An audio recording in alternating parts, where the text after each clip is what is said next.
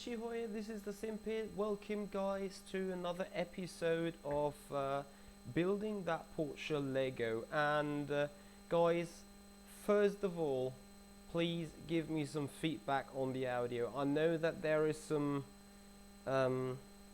flimmering, some volume flimmering, some rush, yeah, some noise going on. That tells you that the microphone is active. However, I'd prefer keeping the stream that way, keeping the audio that way for today, unless you guys say this is absolutely not working at all whatsoever. We're gonna swap that around, but I hope you guys been alright with the noise that is going on right here. Anyway, we're coming up, we're at step 175. I'm just gonna have my phone with me this time by, so yeah. Alright, that's gonna do it. We are coming back to step 175. I think that was the last thing we did. Let me quickly check that up. Yeah, we put that through the fronts. Yes, I actually remember having a pain in the ass to find that missing piece. Alright, we go on a 15 hole, and please excuse me still not being finished. I mean, I told you guys I'm gonna do this live, so here we are. 4 of those, perfect.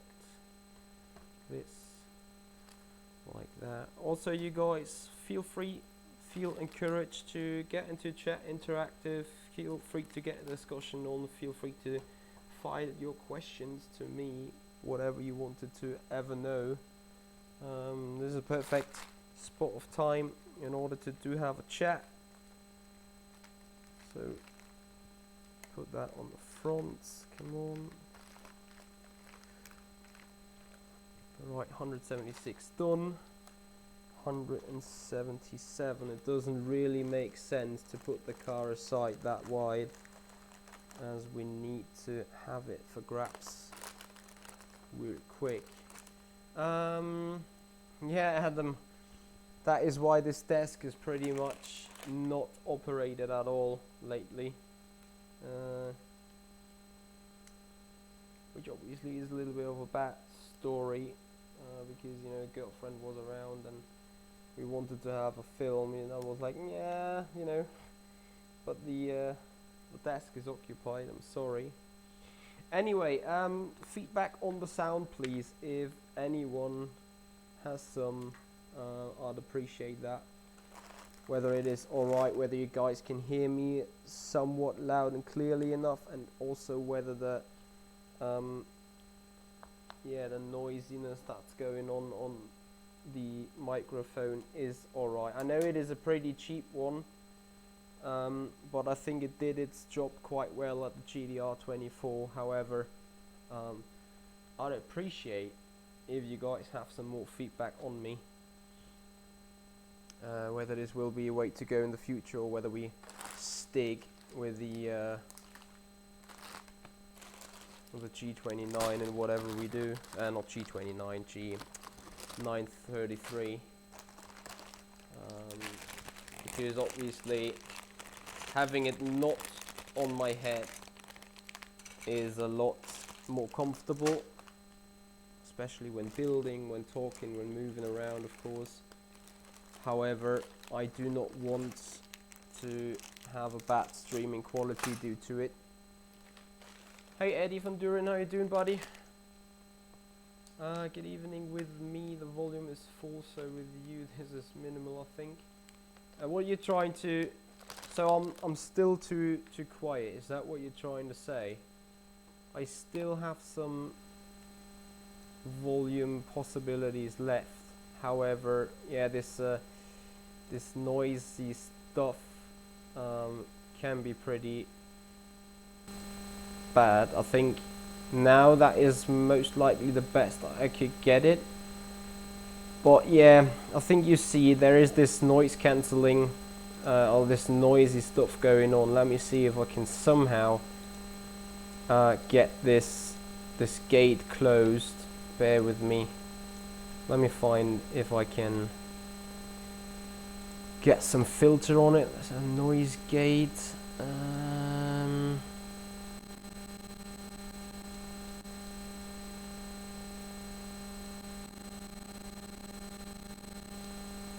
No, doesn't work.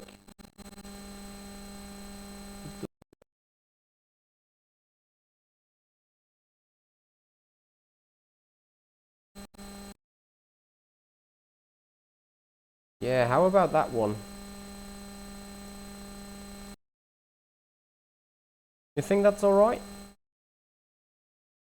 I think that pretty much does the job, does it? Right, thank you for getting me back into the settings. Yeah, I think that should actually do it quite well. And if you have more feedback, if you have more improvements possible, I'd appreciate that, of course. Okay, back to the topic though, building that car. Is that already opened? I think it's not. I'd be quite surprised if I didn't lose any of those, to be honest. Yeah, thank you guys for the feedback. I think sounding wise we are in a better shape now. I appreciate you guys' thoughts. So we put that here, we put that there. I know it is with that camera angle a bit bad to see what I'm actually doing. So I don't know whether it is useful to do some kind of radio, you know, putting those tubes on. But yeah, at the end of the day I decided, you know what, I started this business doing a live build up here, so you know what, I will finish it off, because I do hate unfinished business. And this will be pretty much it, what I do if I keep skipping it.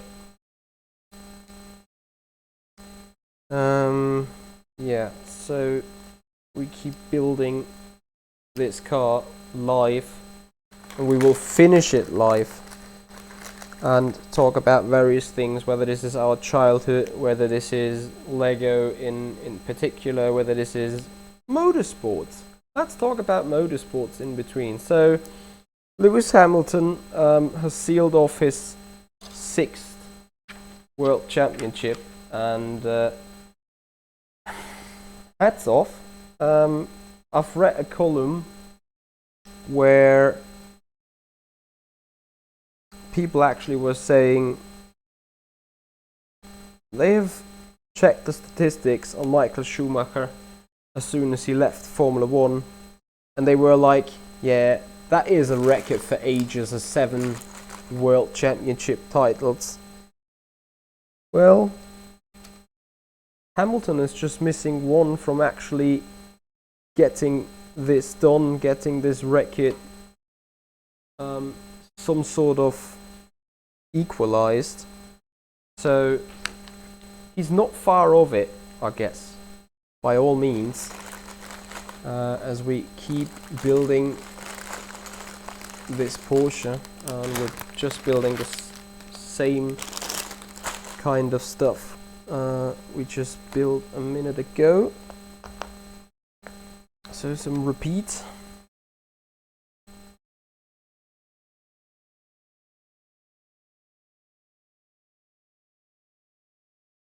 Also, guys, if you're watching this and if you actually care a little bit on me, you know exactly that I'm happy for any feedback. So just in case, if you would have to do, or if you would stream a Porsche 911 RSR build up of Lego, beside the fact that it might be boring to a certain extent, I'd appreciate if you guys give some feedback in what would you do different.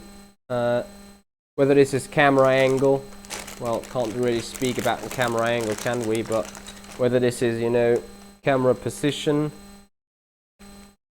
or whether this is something else, I'd appreciate your honest feedback on it. As obviously there might be the opportunity at some point we have another Lego car in here, and then I want to do, or I would do, another build up, of course. But you know, I just don't want to do build ups for the build up's sake. But of course, I wish to get you guys a little entertained, a little talkative. You know, give the community a possibility to have a chat, to raise questions that we can talk about right now rather than while I'm in the car racing. So I want to make sure you have those opportunities, of course. So put up the questions you ever wanted to know about the Michihoya guy. I think this is quite a good possibility. Actually, Eddie got a question. The 24-hour race in Denmark, had everyone build their own sim there, or had it been offered by the organizers? No, you had to actually bring your own PC, and you had to actually bring your own equipment, and nothing was being given by GDR24 organizers apart from wiring, so cabling, power supply, server Technic, so Ethernet cables and stuff. That was being hosted. All the other stuff you had to bring in yourself.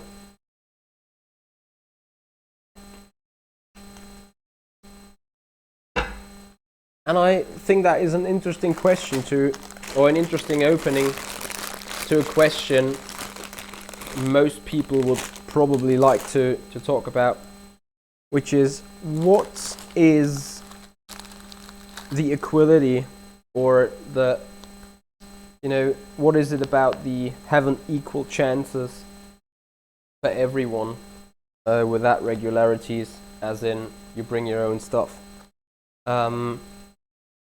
So, you know, compare the GDR24 with an event like, I don't know, Porsche, the Porsche event that was going on, and the IAA in Frankfurt, where Porsche was bringing 7 state-of-the-art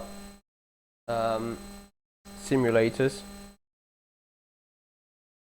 all of them being equal. So wherever you were sitting in, you had the same equipment, the same chances.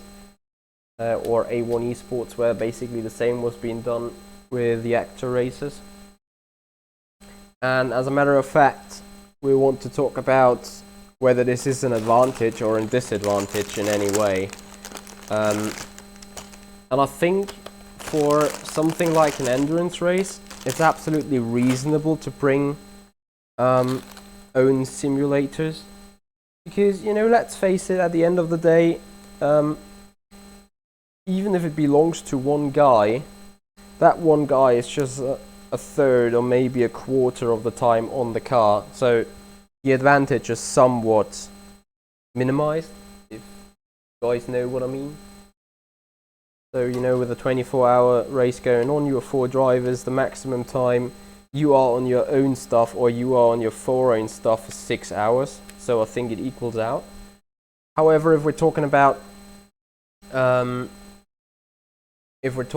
something else, or some other competition where you're doing, you know, an hour of GT3 driving in a sole spot or in a sole simulator, I think it's an entirely different thing. So in that case, as soon as we talk about proper competition there, we should have identical rigs for everyone to make the chances equal. And then obviously you could argue, yeah, but if you have the same equipment for everyone, one might have that and exactly the same at home, and one other, so I was one of those guys, you know, being with a G29, doesn't have that at home and therefore has a disadvantage. Well, I guess to a certain extent you can't have the perfect competition, you can't have the perfect equality of chances to a certain extent, as there was always that risk or that danger that you know, anyone got this rig as it stands at home. So It is a difficult question, especially when you're trying to put out a competition with an online event where you bring in people, spectators and stuff. You know, things have to be spot on. Things have to be equal. Things have to be fair. And I don't think it is the easiest task for an organizer to achieve it. It's about as easy as for me trying to find that 5-inch long connecting stick.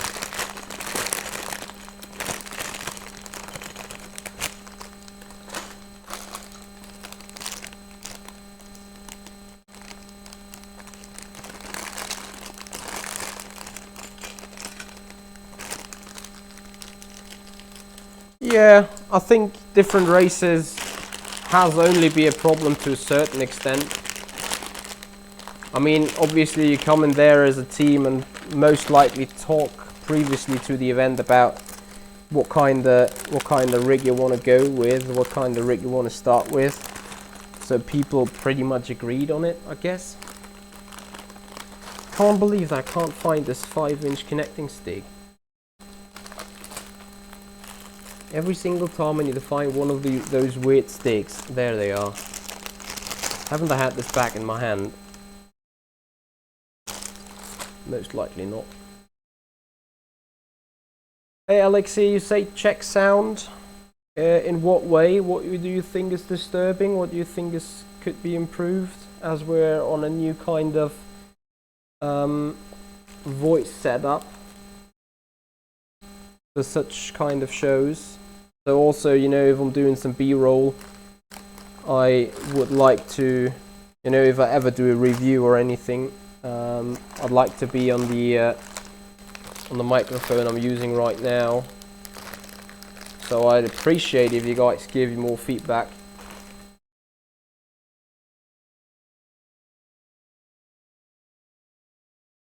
Absolutely willing to hear it.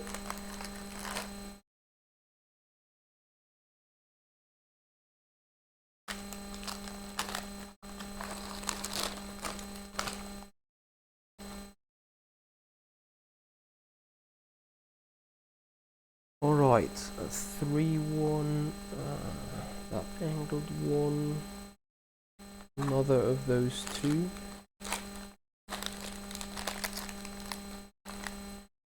So if you guys obviously got more questions, feel free to put them out. That's why we're here, having some Lego build up and some talking going on.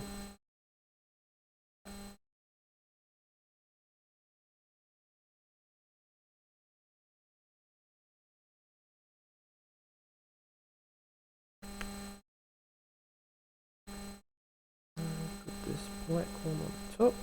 There we go. And the very same thing on the other side. I need to find another angle. That one. Yep. More of those. And another one. So Alexei, you got. Can you specify what your criticism is about the sounding, so I can have a chance to improve? Am I too loud? Am I too quiet? Am I too dizzy? So just wondering, of course.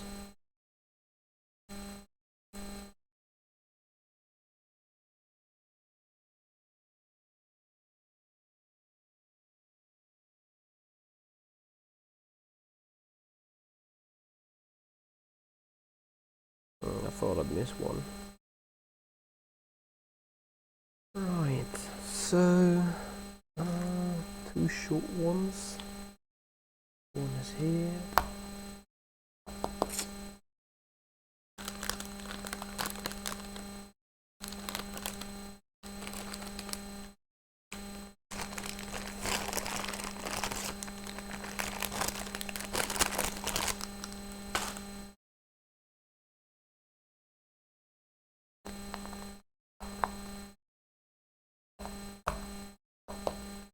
So of course I'm missing a small bits black plastic.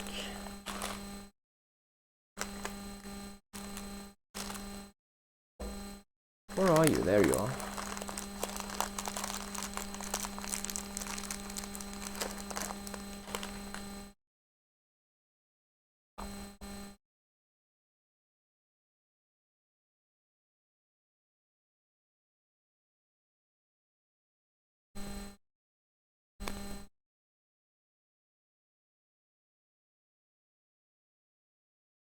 Alright, this seems been fixed. Now, need 2 small black connecting tubes.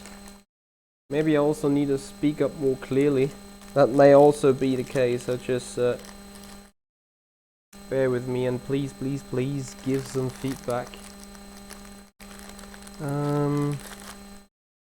Right, so we put them here and there. And the other ones come down this way. Right, that is some kind of suspension for something. Okay, so I bring up one of those boards. Is that it?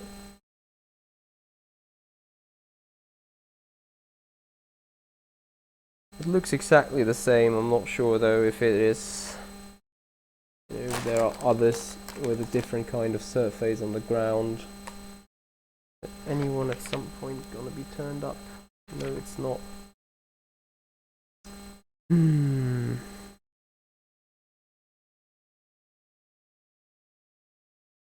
Well, I have to trust myself.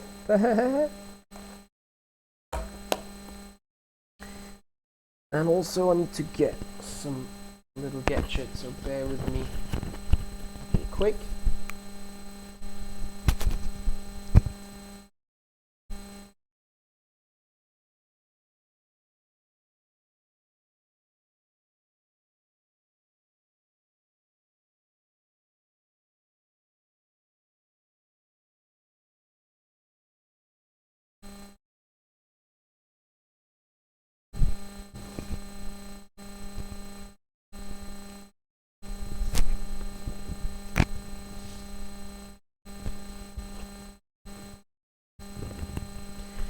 Oh, Eddie, thanks for indicating the thing with the music. I actually was quite disappointed by the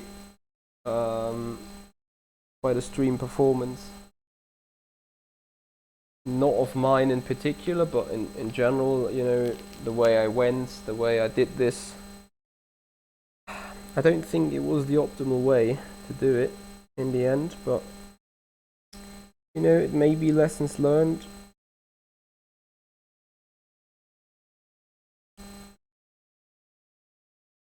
For the future.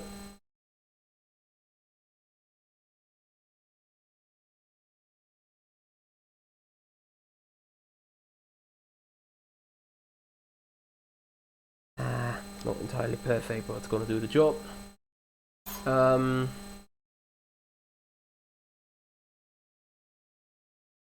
Hey, that Trump is king. Yeah, I can hear you there. You're from the United States. Your nickname quite indicates that.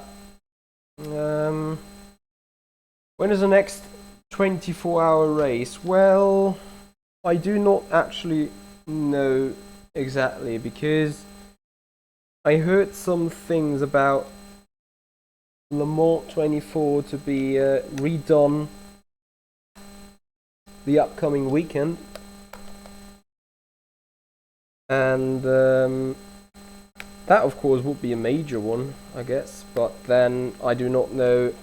I'm not gonna do it with the Sim4Race guys, most likely. I don't know whether they are aware. I don't know whether they actually said they're gonna compete or whether they declined to compete.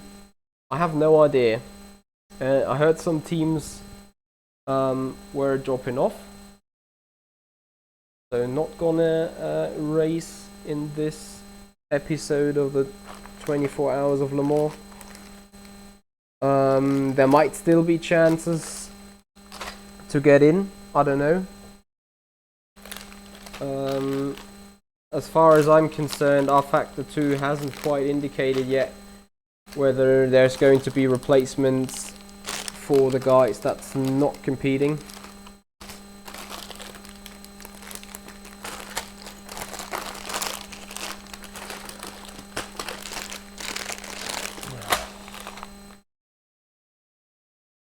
Is it actually the case?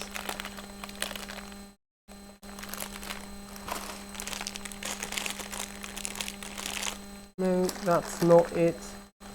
That's not it. Is it this? Why do I keep mixing up those backs? Fuck me. Is there another bag elsewhere that I actually got to take a look at?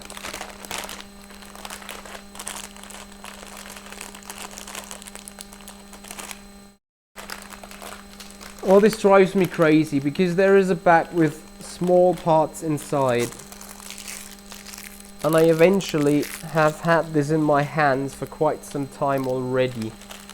Now I'm achieving to not be able to find it.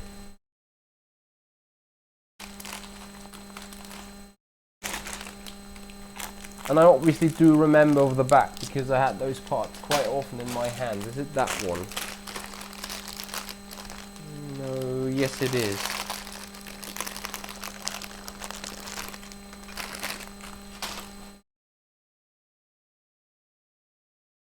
Hey Ellen.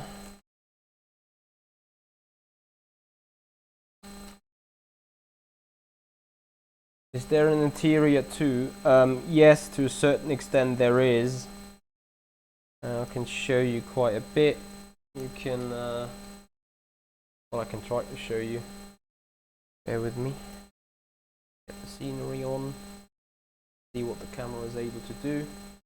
So, on the passenger seat side, right where my fingers are, those two, you can see 3 little blankets with some wirings on it. So that's an ECU, electronic control unit. Then the steering wheel has a dashboard, as you can see in the middle. Obviously the camera is not good at focusing that. We do have a track map of Laguna Seca, so if I look into the what we can have here on the stickers, so there's Laguna Seca track map. I think there's also some rear view, some button box, so there is some little interior details on it.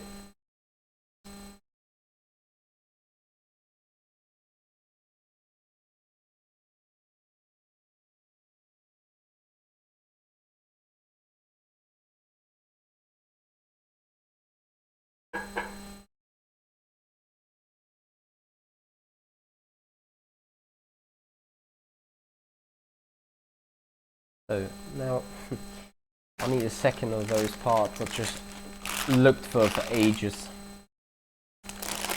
Which was the back that was in? Was it that one?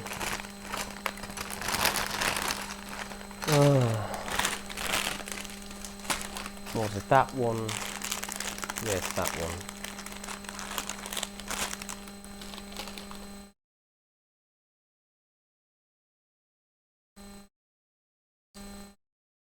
Alright, we need one of those blue.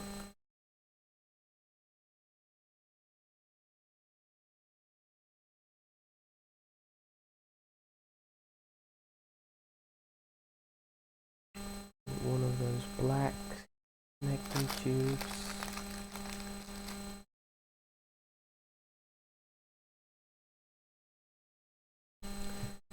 And 3-hole tube one. There we go. That's fixed.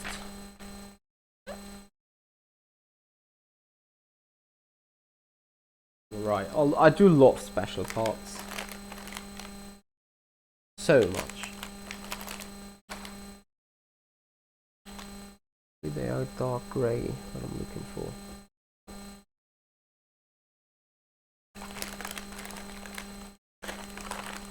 They are here. difficult to keep everything, you know, in place, as in not lose any of those parts.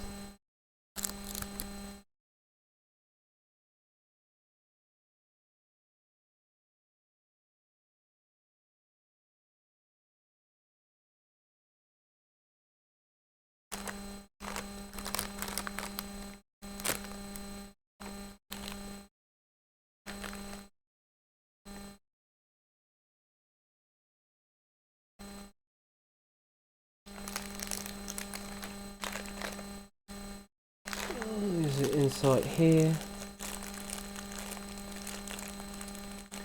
It is like a small black connecting tunnel that I'm looking for. There it is. I already had my rant about how Lego has put those things together. Like, doesn't make any huge sense.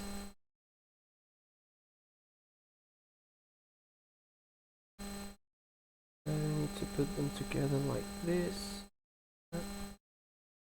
That down here. More of those weird small bits of pieces.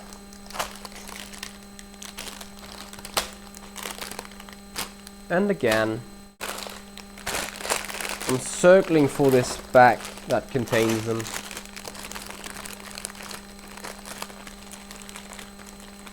The best thing is to just put it down there, to then forget about it, that I put it down there in a minute.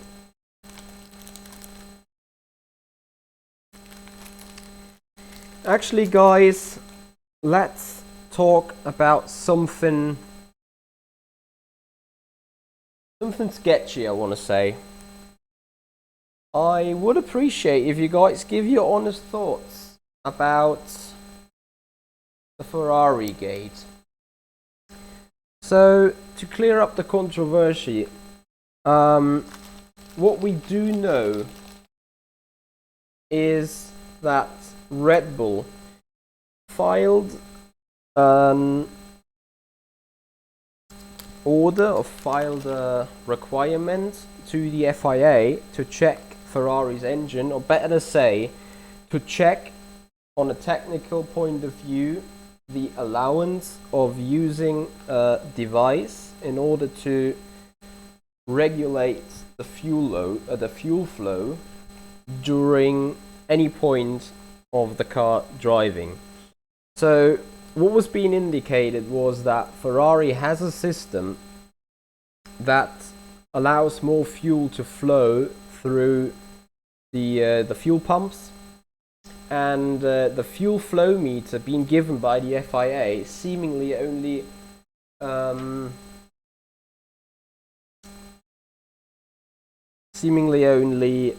updates each and every while. So you could use more fuel in a certain moment and reduce the fuel for the moment of update for the fuel meter to check on the fuel flow rate.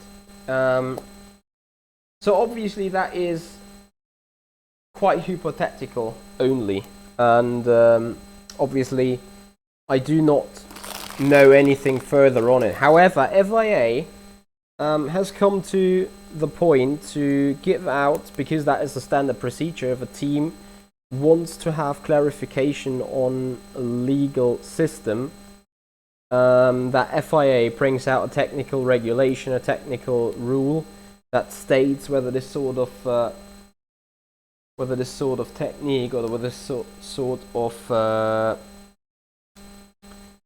device is allowed technically or not. So obviously FIA has come to the conclusion that it is not allowed, and therefore rehearsed the teams that any usage of software or device that is actually altering the fuel flow is deemed illegal. Now, interestingly, Ferrari, the first weekend this regulation or this technical regulation was valid or was active, was the US Grand Prix. Now, obviously I don't want to start making a thing out of it. But do you really think that the Stage 2 engine of Ferrari is worth of 50 seconds to Mercedes? I don't know. I mean, obviously with Vettel and his broken suspension, that wasn't really an indication, or wasn't really a possibility to really say, okay, the engine of Ferrari is being impacted by the new regulation.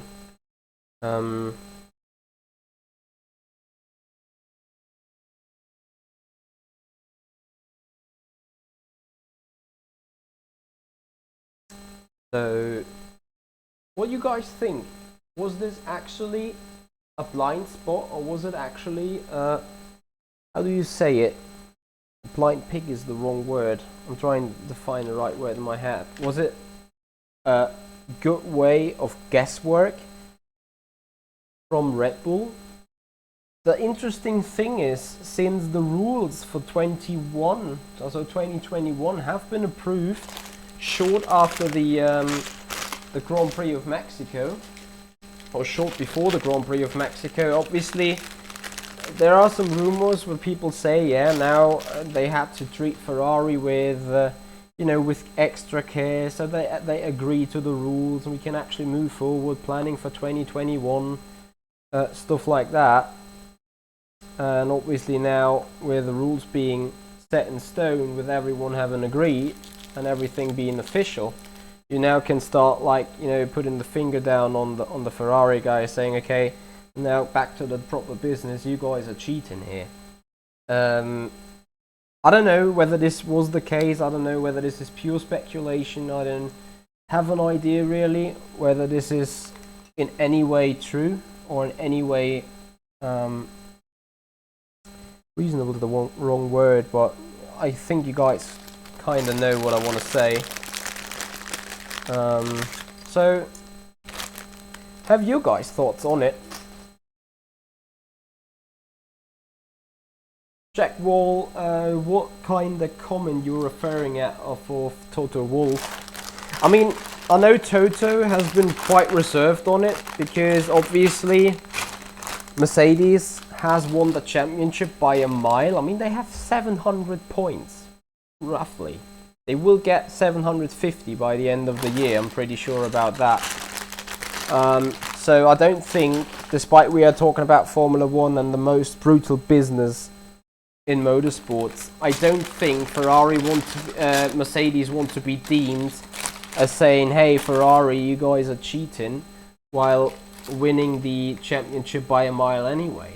So I also do believe about what you say about the reaction of Ferrari. It is a bit weird, of course. No one of Ferrari will ever say, yeah, of course, well, we cheated and now got caught. It is difficult to say though, because we got so many uncertain things going on right there. As I said, Ferrari's suspension fail on the only car that has the Spec 3 engine going, stuff like that. So, it is a bit sketchy to say actually everything right there. So I don't really know, and at the same time, obviously, I don't want to start pointing fingers. I mean, I do not have the knowledge, have I? And at the same time,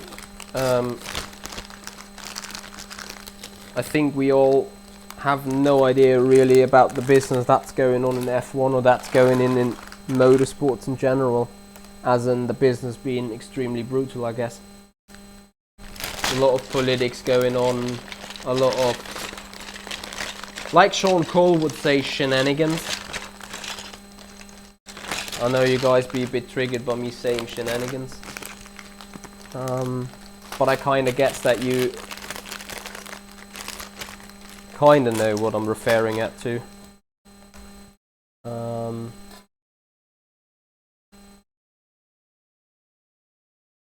Jack Wall, thank you. Yeah, it was a bit tough luck. And at the end, second place is fairly alright, nothing to be ashamed with. Nothing to be hiding about. So I think at the end of the day, we could go off the field, could go off the arena with the heads held high, saying, yeah, we tried everything we could and it didn't work out. So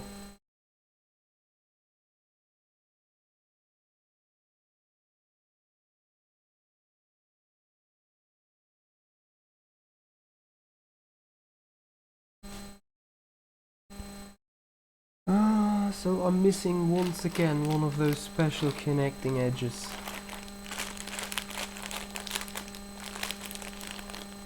I mean, it is a very interesting fact that Mercedes keeps themselves entirely out of discussion at that point. I mean, of course, they are pretty happy with Red Bull, and then obviously Red Bull and Mercedes, I mean, they do not like each other. If you follow the speeches, if you follow the quotes of Mr. Dr. Helmut Marko, a guy I'm actually not too sympathetic with. Happily, I don't need to be. If you follow that closely, you kind of see whatever Mercedes was doing, Red Bull was also indicating something is wrong there, you know. They always had their minds up and were like, yeah, whoever knows what kind of technical advantage Mercedes got, how can we stop them, blah blah blah blah blah. And then, you know, you find out, or you have to conclude that in that particular situation, even that Marco guy is like going towards Mercedes and like, okay, yeah, we're thinking Ferrari is doing illegal stuff here, so we're actually on your side. And now think about the thing twice when I say, you know, the politics that's going on.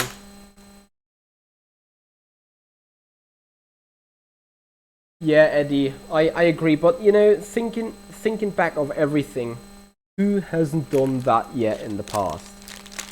Like, remember Braun GP with a blown diffuser? That is in the end has been copied because the FIA. That was another thing, you know.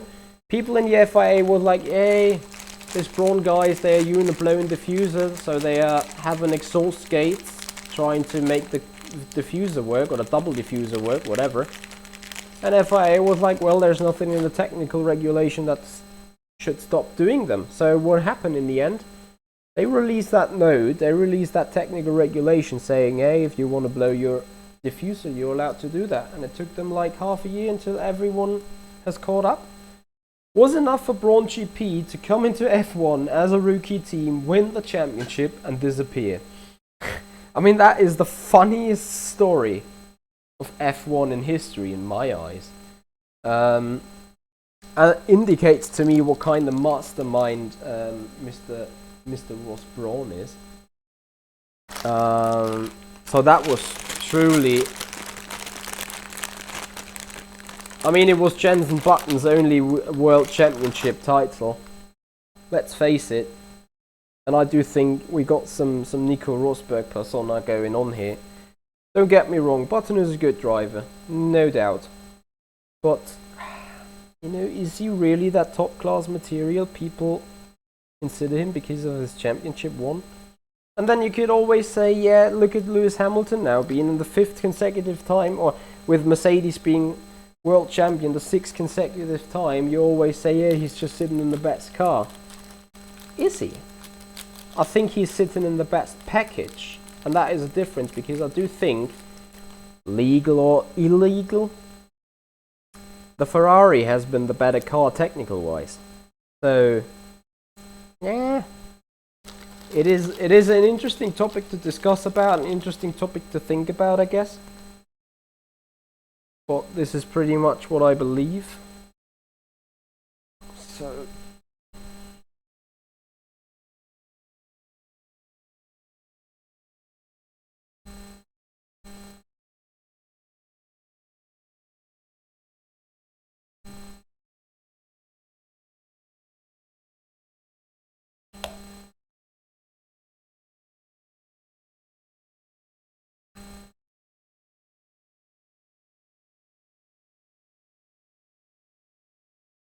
Red Bull are not in the same group as original teams are.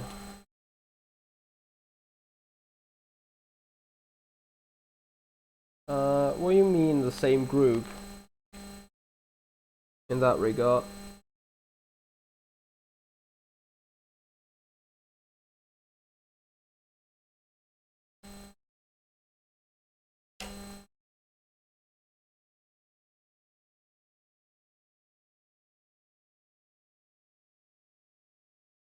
Ranking Hall's team is really hurting, and they are trying everything to get back to glory.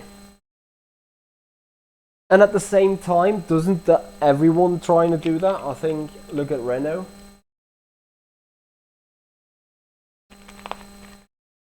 With the automatically moving brake bias. Isn't that the same thing? Trying to get back to glory, trying to get sporting advantage.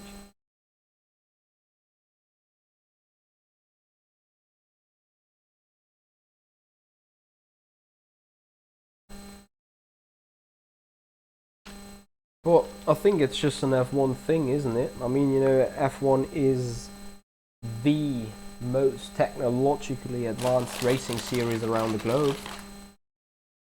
Only WEC may be able to conquer with it in the prototypes, but at the end of the day, it's just another hybrid, you know.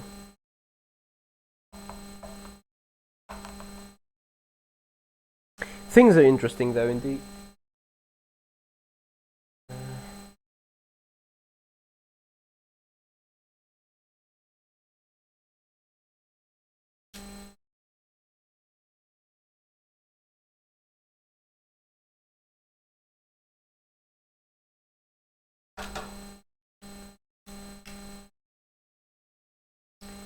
This is quite some flex going on here in the back. Hey Max, how you doing? How are you? Oh, okay. Yeah, Jack, I got you there.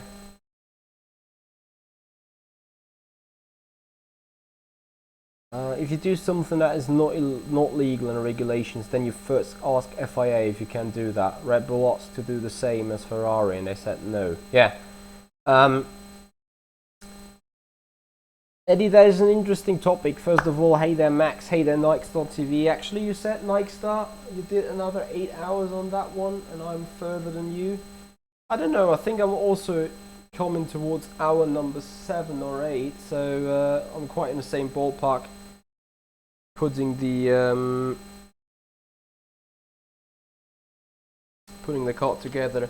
So, yes, Red Bull asked FIA, as I said, to do that technical clarification. Yes, Max Röhrig, it's the Porsche from the SimracingExpo. We're still building on it. That is the normal way you do it.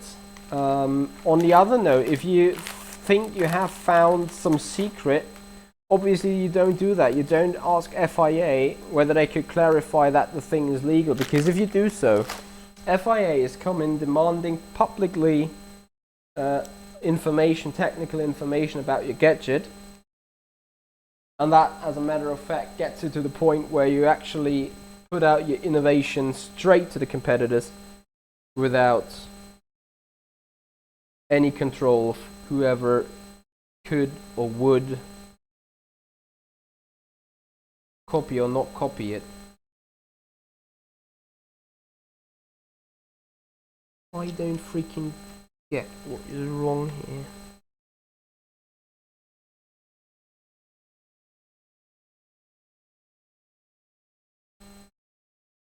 Because that doesn't make any sense, does it? Sometimes looking at that driving instruction manual is weird. It's giving me a headache of me doing a mistake somewhere.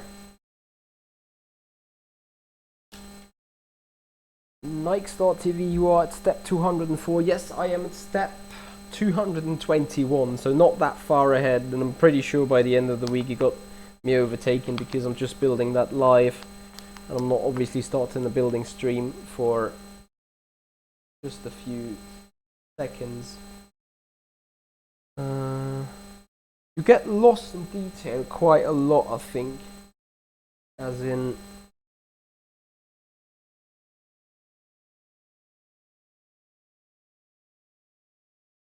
where to put those things on. Alright, oh dear. Another special thing. Actually, there it is. Is it better to ask for forgiveness or ask for permission? That's Jack, it's absolutely fine. Keep the discussion going on because I think it's a very interesting one. Well, the thing is, I think FIA handles this with a lot of gentleman respect. Because technically, if they deem the system Ferrari is using or not using, whatever, we don't know, as being illegal, and if they find out something that's been deemed illegal being used on the car lately, I mean, they could disqualify you, can they? They did, and this is the general rule about it. The FIA is very much political about that. They are not straight going out and disqualifying people. They are checking. They are then publicly announcing whatever system to be allowed to use or not to be allowed to use, and then stewards take over because, you know, stewards being not controlled by the FIA in order to have this independence thing covered, and then stewards decide whether to disqualify or not disqualify. So what Red Bull did was you can say the gentleman rule or the gentleman procedure towards Ferrari, saying, okay, dear FIA, please have a look whether the system Ferrari is using can be deemed legal or not legal. By that activity, FIA, you know, checks and states whether it is allowed to use and gives out a justification for future steward decisions. However, if we're looking into Suzuka, what has been done differently in that regard was, you know, you remember Renault being disqualified in the end because of that braking system? Because what Force India didn't do has been being gentle with Renault, because Force India was saying, okay, we got a clear rule violation there to our understanding, and we're not even going to ask the FIA whether it's allowed or not what Renault is doing on the brake bias, but we straight away head to the stewards whether they check. Stewards check, find Renault to be wrong within the regulations and disqualify them from the result. That is the very same thing that could have happened to Ferrari. Like Red Bull could have like said in Mexico, please stewards, have a look into engine of car number 5, engine of car number 16. If they would have had a look, came to the same conclusion that we're talking about illegal things going on, they would have been disqualified from the Mexican Grand Prix. So, as I said, F1 is a lot about politics and what kind of instruments you may not use. You know, what goes around comes around to a certain extent.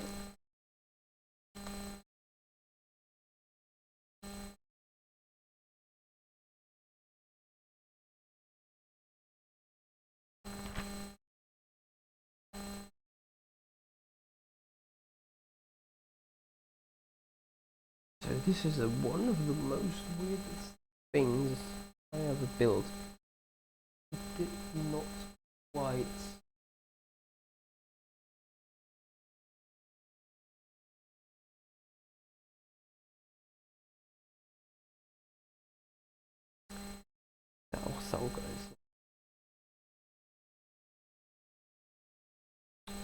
yeah, I would have already placed it wrong.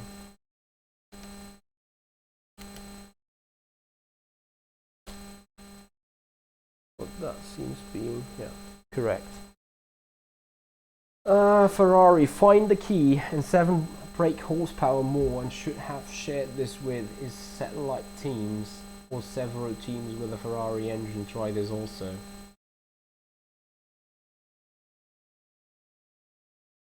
that brings me up to a very interesting thought, because what you're pointing out here is, I mean, factual true.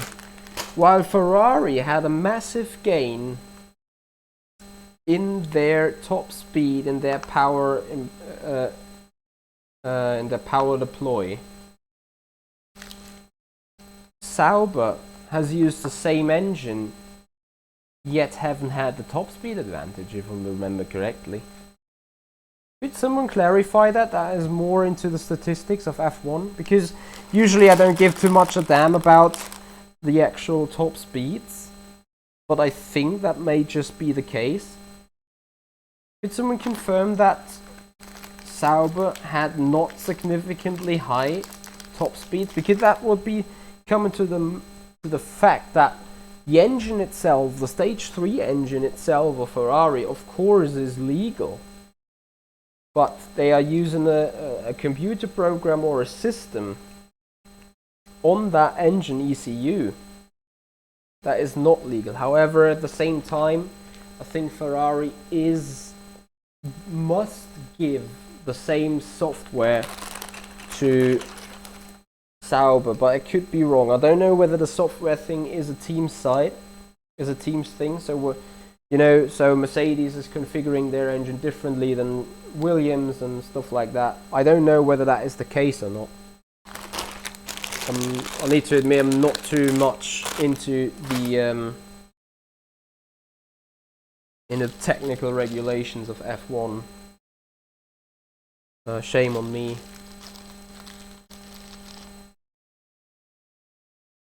But it's a very interesting topic to discuss about, I guess. At least I'm enjoying the conversation.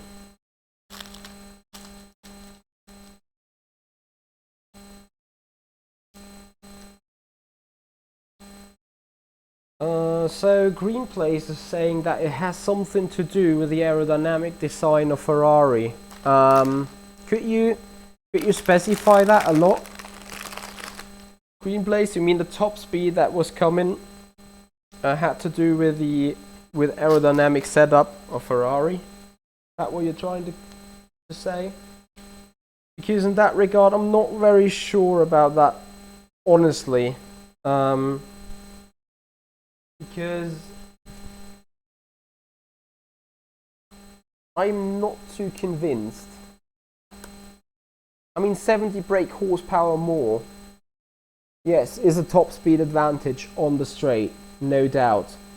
And at the same time, running so much downforce, I don't know whether that is really possible.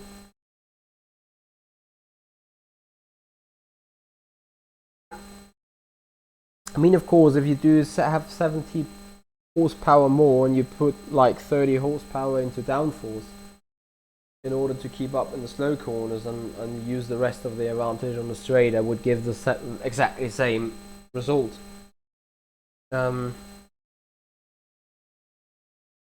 don't know. It's a tricky one. It's a very, very tricky one, I think. Right, next up. Connecting tube in red.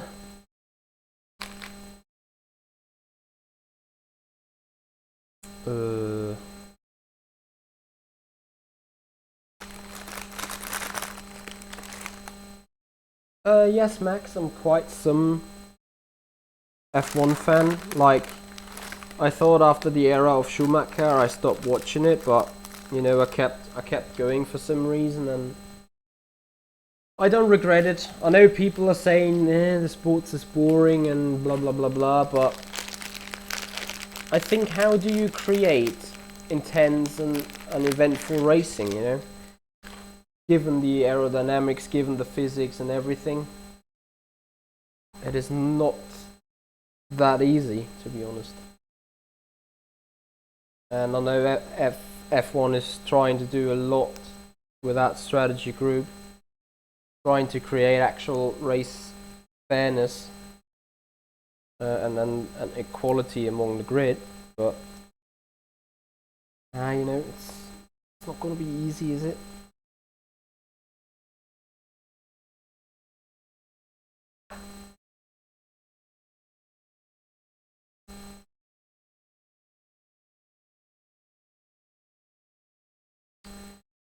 that's on it, that's on it.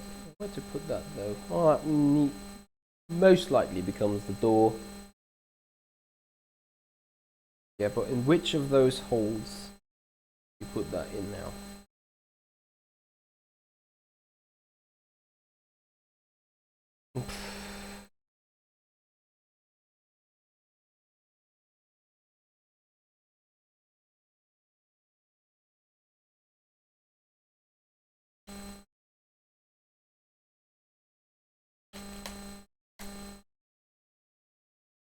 It needs to be that way. Weird. Green plays. You're thinking that Ferrari on has placed the bets on top speed just from the entire aero concept. Since the beginning of the season, Ferrari has had a top speed advantage over anyone else, and you think that this was good to see in the specific tracks. Yes, for example, Suzuka. I was massively mind blown as Vettel was going away from Hamilton with the DRS wide open, or not going away, but you know, not majorly being gained. Because let's face it, the Mercedes engine, even if it might be weaker than the Ferrari engine, it's not bad. It's still the most powerful engine on the F1 grid, except for Ferrari, of course. But just saying, that was massively surprising to me. Not surprising, it was also a little bit worrying. I mean, no offense to anyone, but I think you guys know exactly that I'm a massive Mercedes fan. Whatever racing series this is, German DTM, GT3 cars, whatever. I'm a massive Mercedes fanboy. I feel guilty for that. So green plays, where it comes down to downforce, they had no pace apart from Singapore. No clue why they had the pace there. I don't know either. I do know that they had issues, that I had a lot of issues on tracks with low speed corners, like Sector 3 in Barcelona. I think that has been the clearest issue of Ferrari, or it showed the issue of Ferrari the very clearest in Barcelona. Sector 3. Like, they would have been off ages there. Now it became too obvious, the difference of just the Ferrari and not the rest of the field being powered by Ferrari engines, I guess. Only more power on the straight is strange. Yeah. I think there was something going on. Whatever there was going on, you most likely never find out. All that you could say, obviously, is we will find out whether anything will be changed. Whether, you know, I think it is safe to say, if Ferrari will be not up to pace, not have the leading edge over Mercedes in Brazil or over Red Bull, I think it's safe to say that whatever people have found, it was cheating. Yeah, I think that is a safe bet you could do.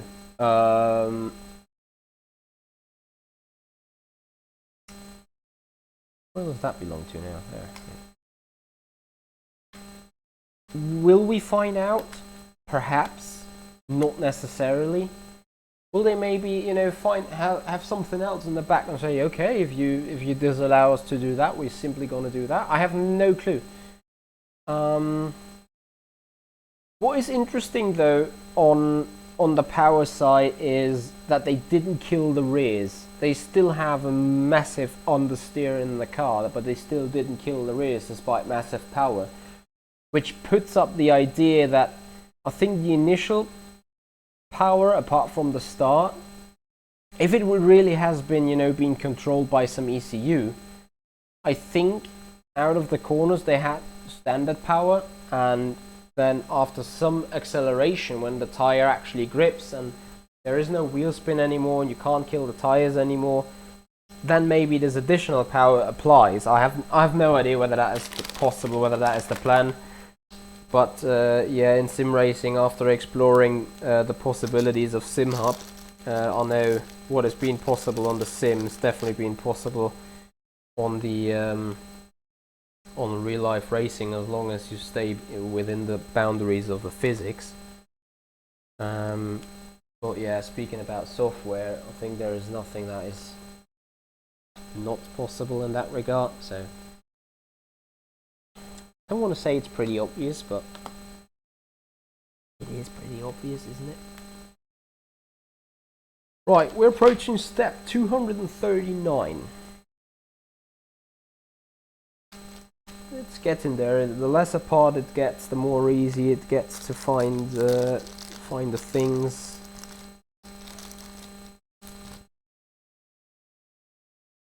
Find the parts to build at, and we're also starting to make use of the bigger parts here, which I definitely do appreciate. I love putting those big plates together and somehow see what it comes on the car. Next up, we're going to use the number 8. There you are.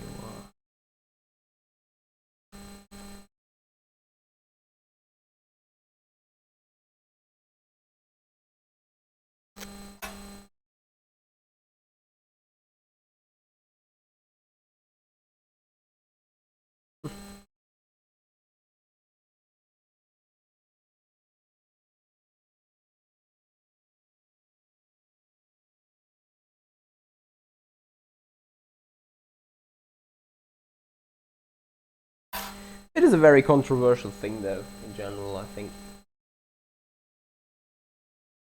So, to just show you what's going on as we're starting to work on the bodywork, the rear frame of the rear suspension, so you can see where the tires will fit. So the back bodywork, left hand side. I think that is part of the exhaust. I think the new RSR. No, wait, is it? I think it's the old RSR. I'm not sure yet. I think that could be still exhaust pipes though. Anyway, we see that we do have a diffuser at the back already. I'm trying to put the car up here so it is for better view. This spot I do not like, you know, putting it in up and down, but whatever. So we've put that down here. Step 244 coming up. Okay, that is something from the front. As we're now starting with a connecting stick, 4-inch long. I saw some of them here, I think, and I was wrong. Where are you, connecting stick? Now this endless search of connecting sticks is involving again. My goodness me. So I do know I need one of those glasses. I do need one of these. I do need another one of these. Where are you?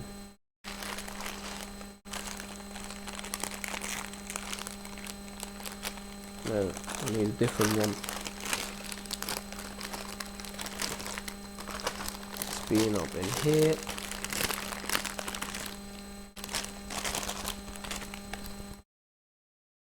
Where is that connecting stick?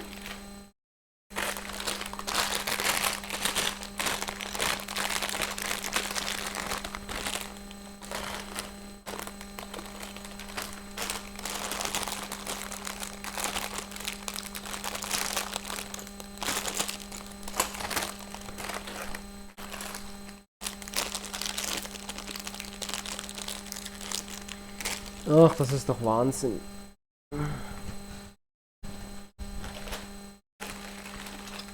So now I'm coming back to the facts of not finding the stuff I do need. Come on. Where are you? No, not in here, not in there.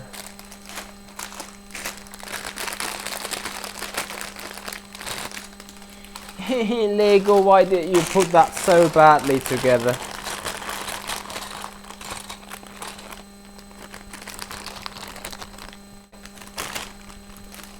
Wasn't the part I was looking for, but I know I need it. There they are.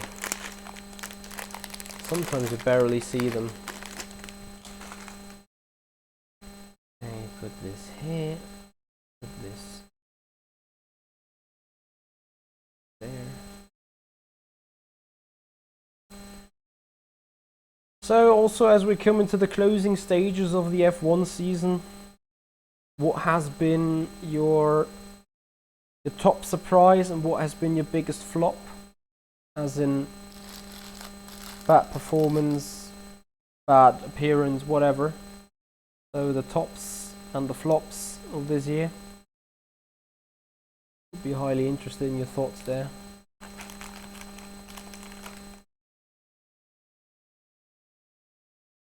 Yeah, you're trying to say good night everyone, Jack, right? Good night, buddy. Have a good sleep.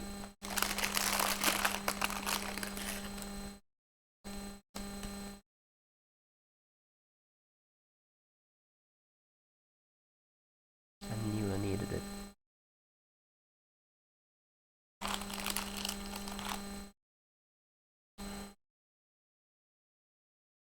Anyway, coming back to the fact, how's the sound quality for the streaming purpose?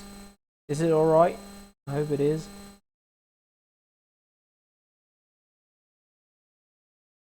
You know, wanting to do a good job there. 3-inch connecting stick, connecting tubes.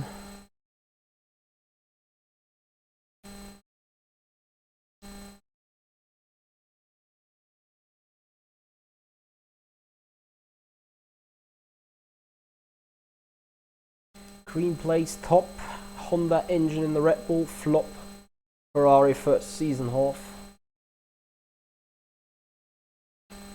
Yeah, Norman, I got a lot further to go there. True that, very true that. Let me quickly comment on your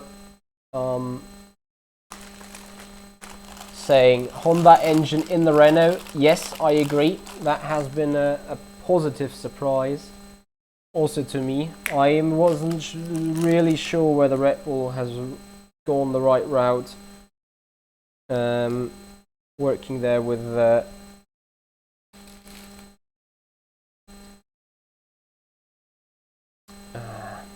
Honda.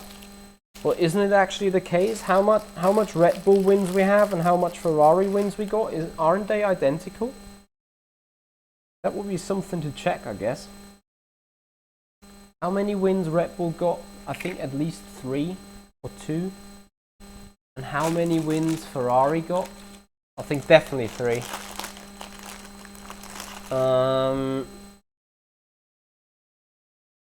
So yeah, I agree. The Honda engine though was a positive surprise. And then you say in the first season half of Ferrari, I would like to enlarge this and say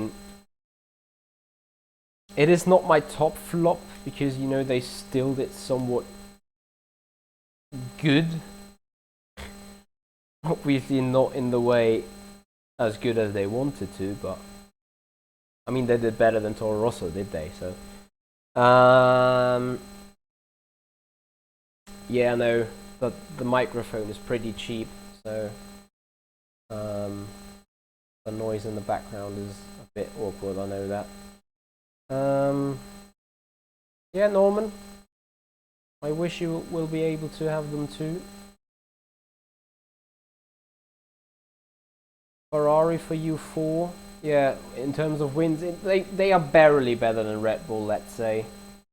Yeah, in the constructors, I think there's quite some big difference because have you noticed that whatever race it is, either it's Max Verstappen or it's Alex Albon that is being at the back of the grid after lap 1.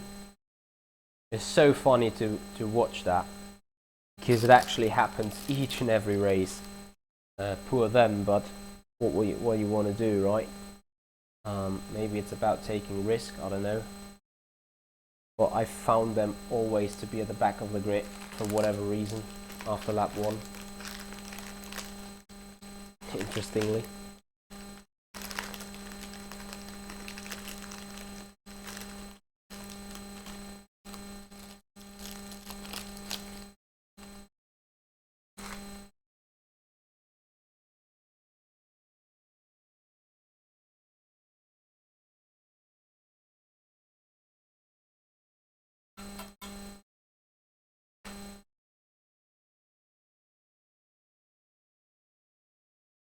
Oh, the penalty in Canada, where for oh, I think that is also a difficult one to judge.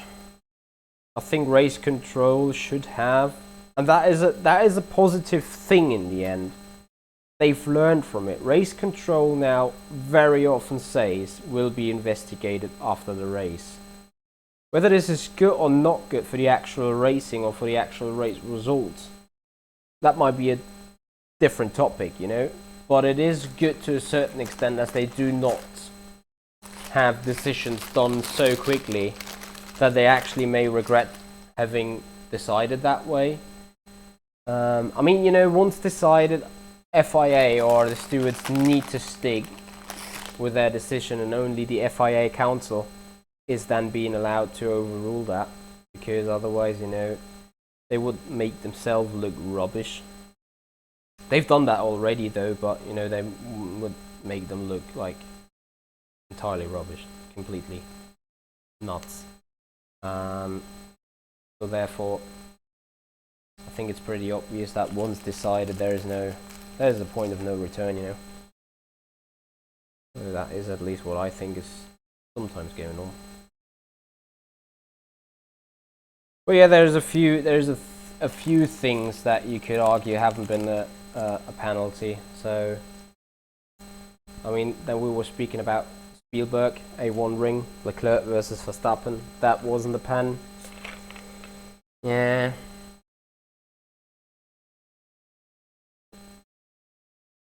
Can't actually remember. I think Spielberg has been some race after Canada where things then were revised, you know, saying, okay, we have been a little too hard to Vettel there, so maybe shouldn't have been a pen. But then, obviously, again, it was decided against Ferrari, as they were battling it out for the lead there. Some very tricky things that have gone on there. Oh my goodness me, no, please.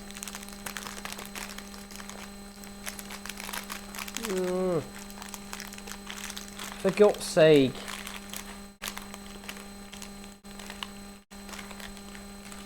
Okay, I need to clean up before I'm missing vital parts here.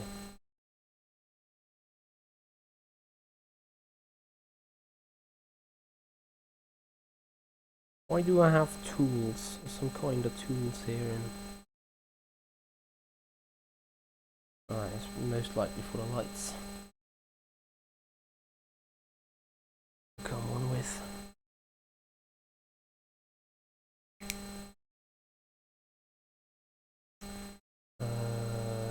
We are.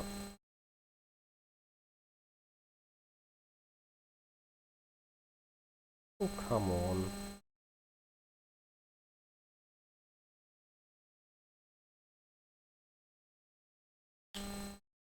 That's not right. What have I done wrong now? Yeah, you could always argue stewards have been a flop. I agree.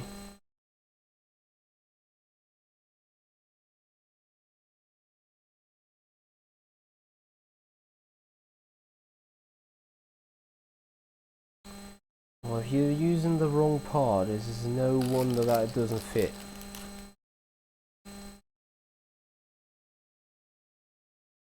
Oh yeah, I love trying to get out connecting tubes.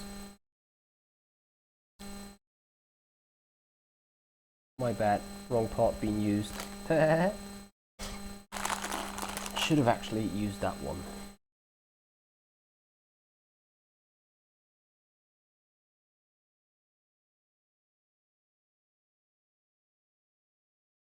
I don't know. I think stewards have been worse in the past. Oh, fuck me. Again, wrong. I think stewards have been worse in the past. Like, it has obviously not been the most glorious decisions out there. But at the same time, I think it could have been way worse. Most of the time, they've actually tried to to get a good balance. And what they really did is, you know, have it very, very transparent, like as in, you know, incident blah blah blah noted, incident blah blah blah noted, and incident blah blah blah no, you know, no further action or no further investigation necessary, stuff like that. I think they done that pretty okay. Right, so now we're talking about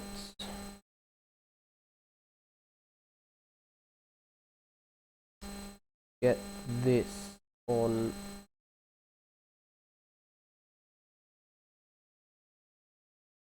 where exactly? No, for God's sake.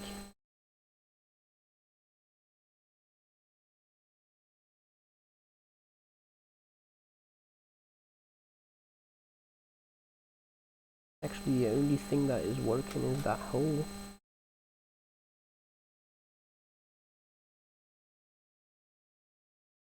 That'd be right.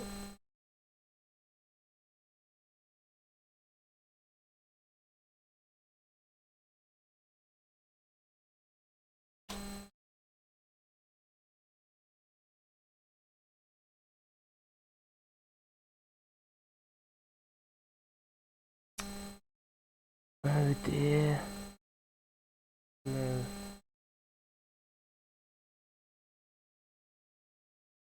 Oh, I love that. It needs to be this. Yes.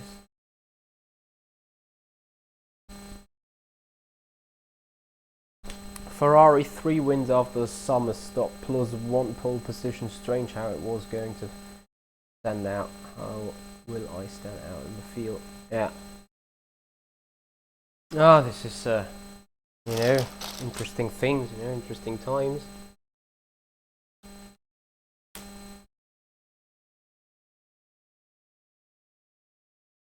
Alright. 256. Boys, we're getting there. You slowly can see that we're building a car.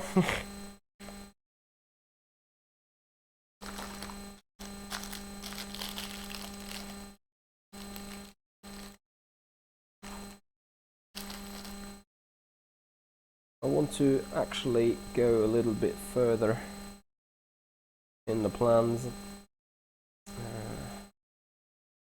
My goodness. Here. There.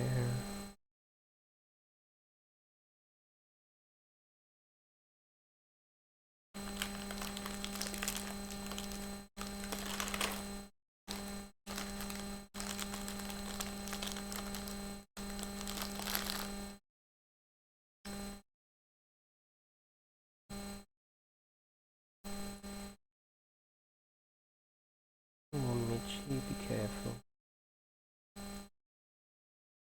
Hey, Nick da Silva. I haven't heard any further information about it, Nick, so I have no idea what is going on or what is not going on. I'm definitely not doing the 24 hours of R Factor 2 coming up on the 16th, the P1 gaming one. Sadly, I don't have time for that. Complete bollocks what I do right now. Of course I got it wrong.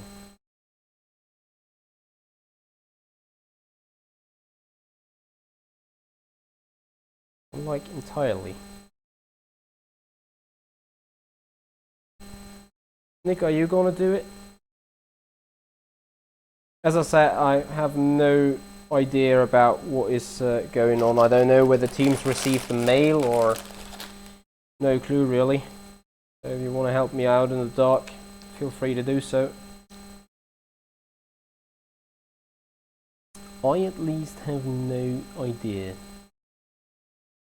Okay, so that is need to be put on most likely together with this. Come on. Get in there.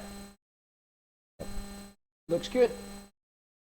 As I said, it's slowly looking towards we're building a car.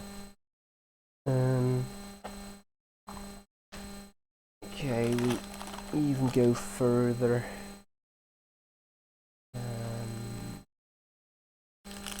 Long connecting tube is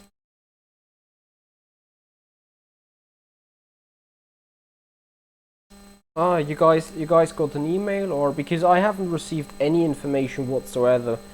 I checked the social media pages, but nothing is there either. But that might be just, you know, because I haven't filed a team back then and was invited to be part of one. Yeah.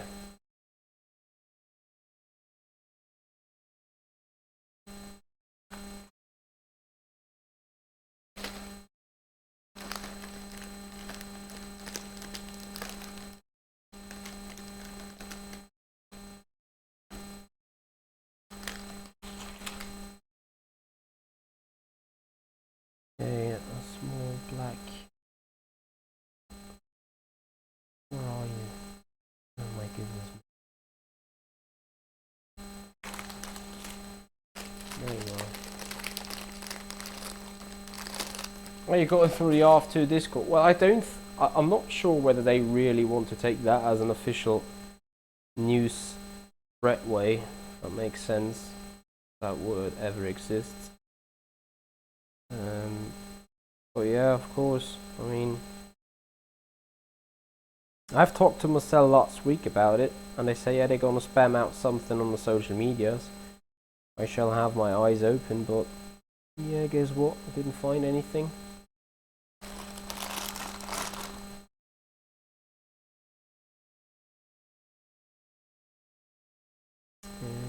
Okay. Put that there.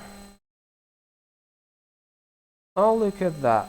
That is seemingly the inside door where we have the track map on it. I show you guys that in a matter of minutes, a matter of seconds, most likely, when I'm going to put that up.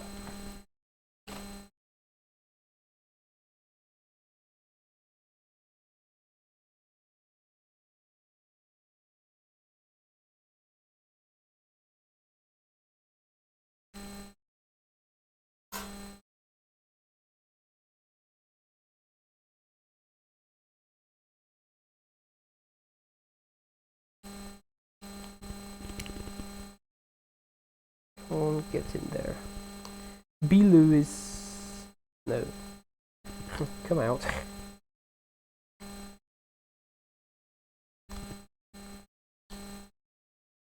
Right, the 911 one is at 37. No, it's 36. This one. Well, that's number 13. Wait. Oh yeah, number 14. 30.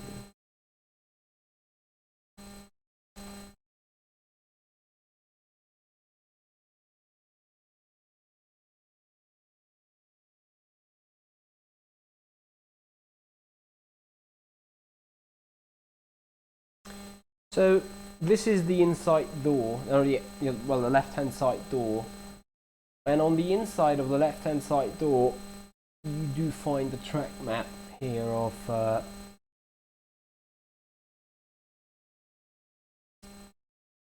Laguna Seca. So we're actually going to put that on the car now, unless no further. Okay, we're not going to put it on the car now. There's further activities to be carried out. The white 5 cube. Big.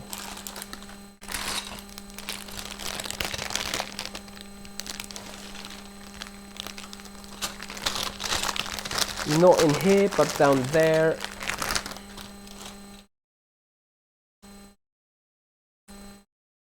We put that on the door.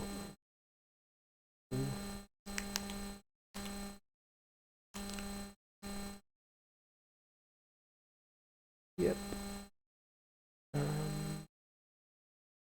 Put that up that way. Great. Okay, so now we're looking for another side part, which is I think down in here. One of these. Yep, that looks good. Number 7 will be put on it.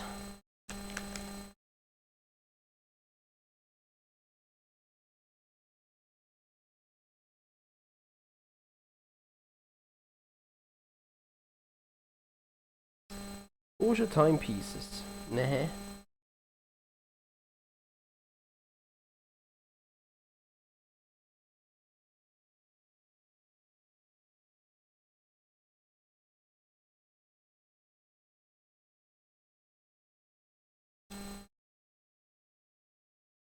Yeah, it's alright.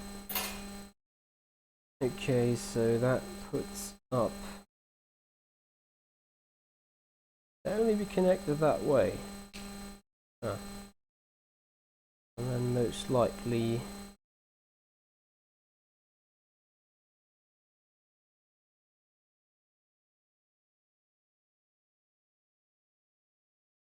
It doesn't give a lot of stability, does it? Anyway,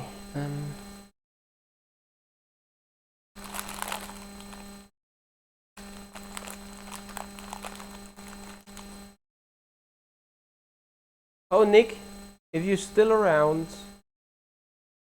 there's going to be a qualifying event again to fill the spots left free by teams not able to race according to the roadmap. Can you give me a little bit more information about that, maybe? Because I'd be highly interested in seeing what's going on there, because that is actually the kind of information I was waiting on. But yeah, obviously then I need to find out about that, so you know when it takes place, stuff like that. You can give me a little bit, or if anyone is aware of it and could give me a little bit more information about it, I would be so grateful. Highly appreciate that.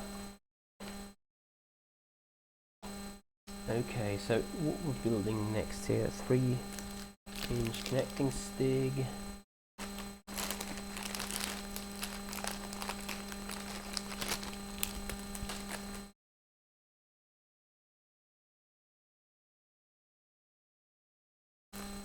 I know that those spots be required now.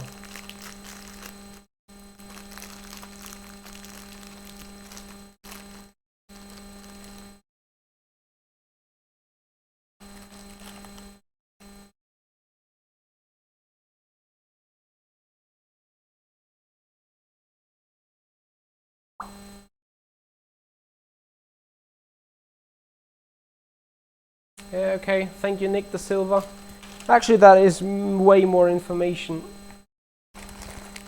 that I have now rather than before that. So big massive thank you to you there, Nick. Thanks for making me aware. Needing to check those social media pages then.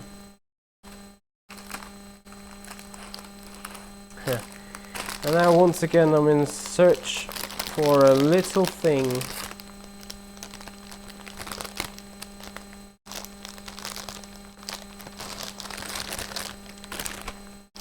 All those little parts, they make me so grumpy.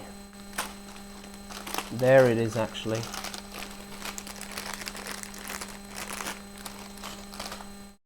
Okay, so we're starting to get there. This puts this, that on top.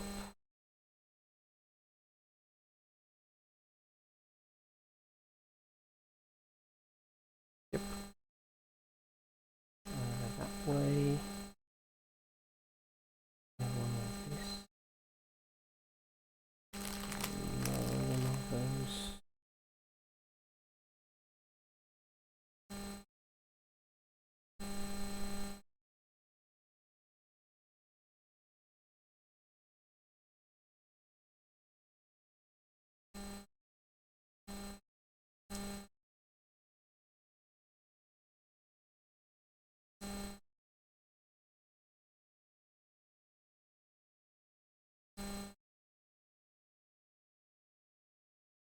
28 and 29.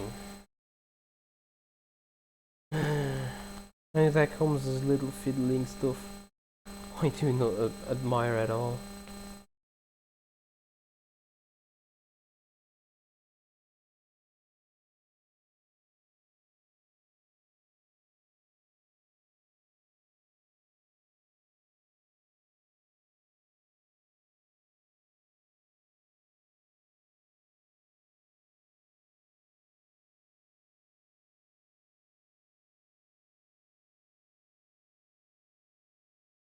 Looks weird, but okay. That needs to be put onto the door. Appears to be a mirror, I guess. Or something similar to it. Okay, that's on the door now, but we're still not finished just yet. That looks like to be the hand tray.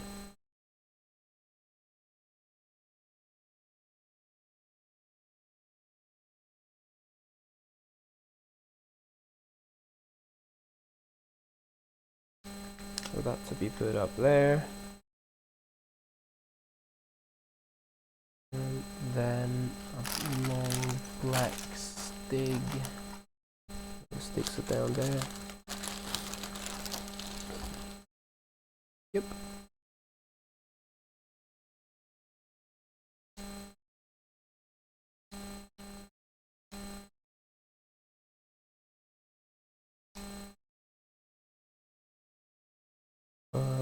Yes. Turn it around.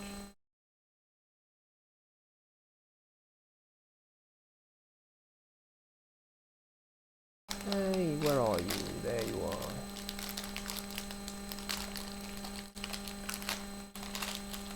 Come.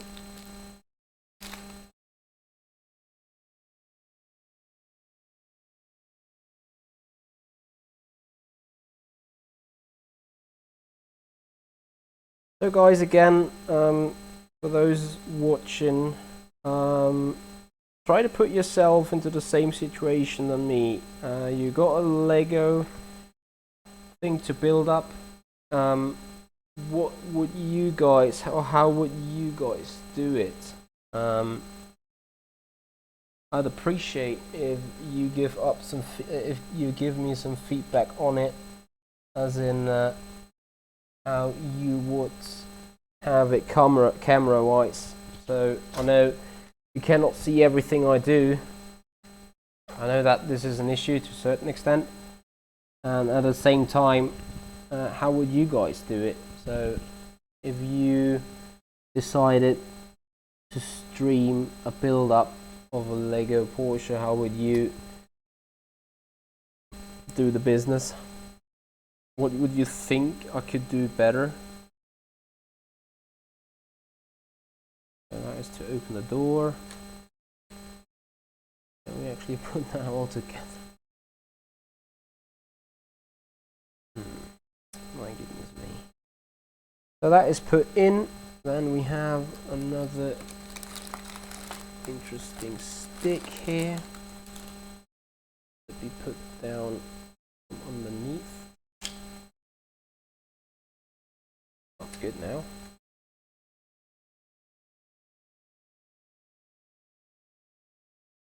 Apart from the fact that it doesn't stay to the very inside. Got some flex on it, as you can see. It pisses me off slightly. Oh, I want to have this entirely closed. Most likely not possible thanks to parts, you know. Now it is closed. Okay, I'm gonna deal with it. I'm gonna leave it away. Okay, so that is in. We're at step 269. Still moving onwards. I saw some part flying. Yep, I do need this. By chance.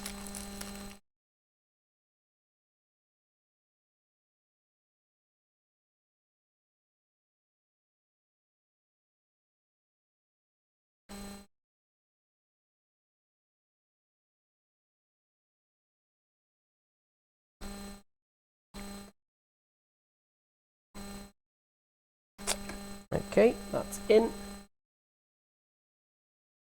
270, and I think we're coming to a close as we have done another 100 steps today. Not actually speaking of an achievement here, but we've quite done some job.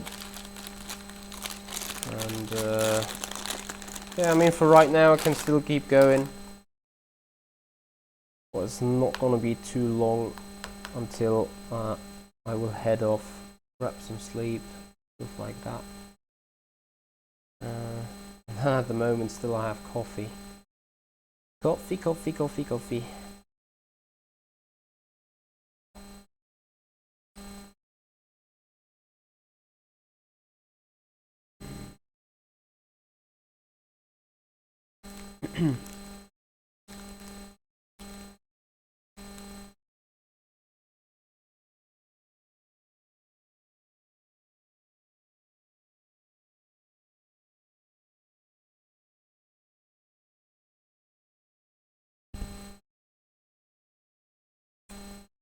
Where are you?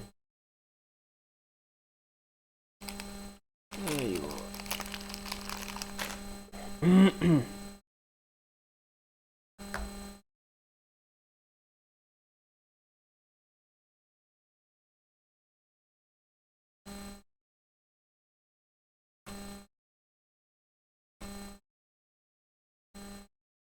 Yep, that is fixed. Alright, one of these, oops, all of these, blue ones, blue long ones. Yeah, I want this desk to be empty. Hashtag soon.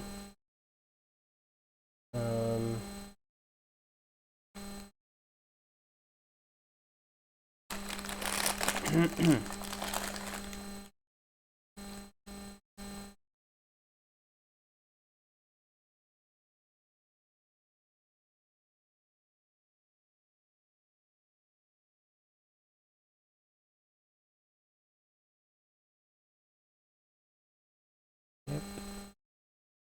And the blue long one. At the top.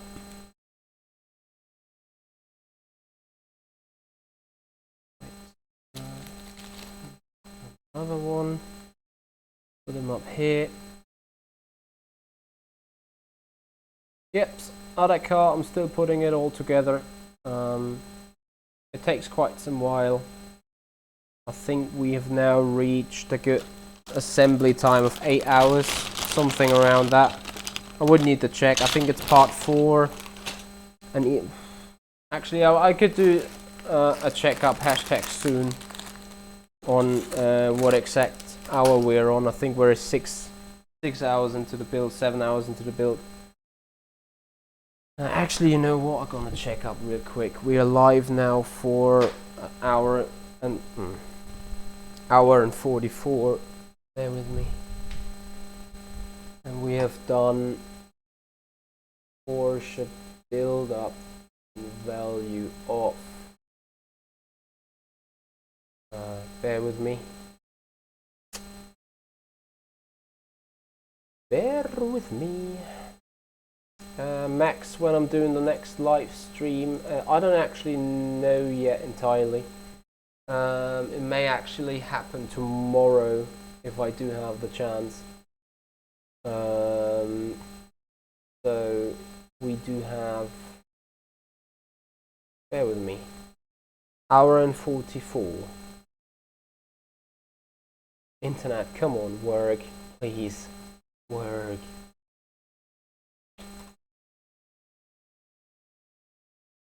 It seems my internet connection is a bit wonky at the minute, although it says streaming is fine, which is good. Matty, how long does it take to put that together? I'm trying to find out, but yeah, YouTube is giving me errors right now. So I think we're about 6-7 hours into the build-up process. I think it's fair to say.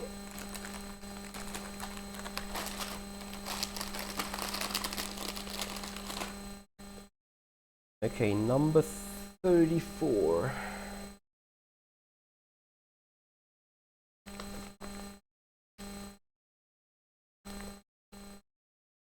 Number 34 plate.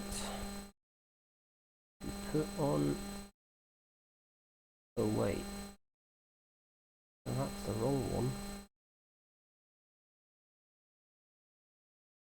That is the wrong one.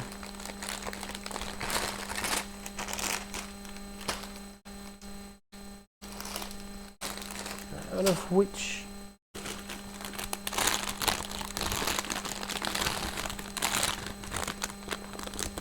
yeah, actually needs to have the number 1. Yep, that's the correct one then. Yeah.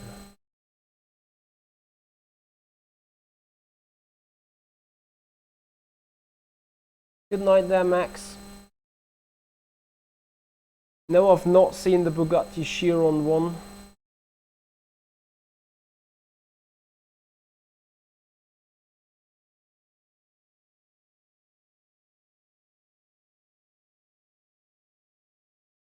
Wait, what? Your differential was not cooperating and both wheels were spinning in other directions. That is actually how it is meant to be. I think. Other car.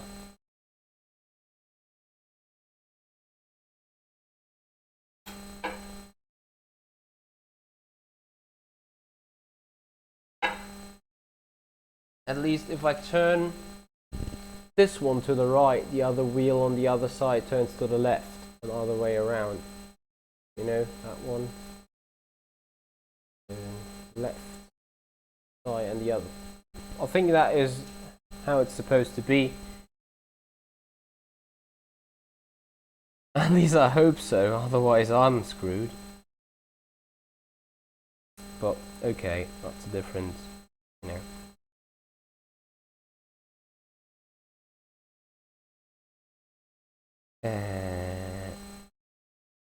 Is it?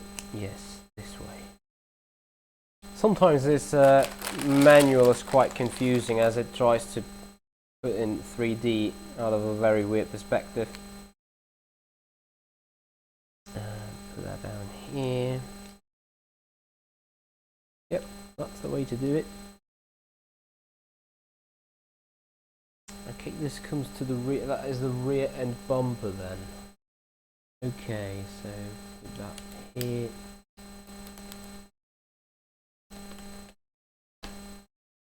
We're getting there, guys. We're getting there. Left hand side really looks good.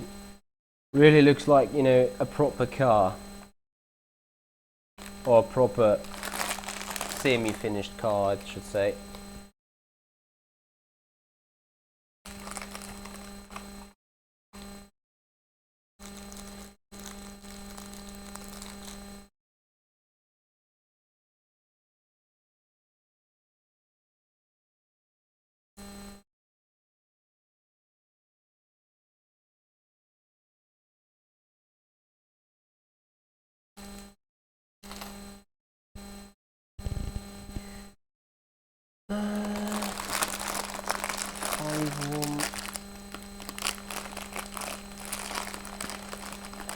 Oh, the wheels were blocking then, so if you turn the wheel to the right, the other one was also turning to the right, and then obviously block the diff.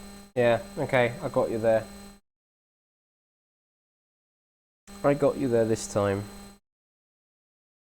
Right, where does that go to? Other end. Yeah. So.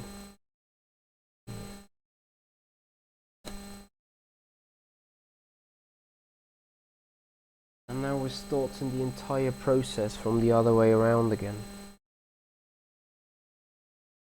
That means next up comes, yeah, this little thingy again.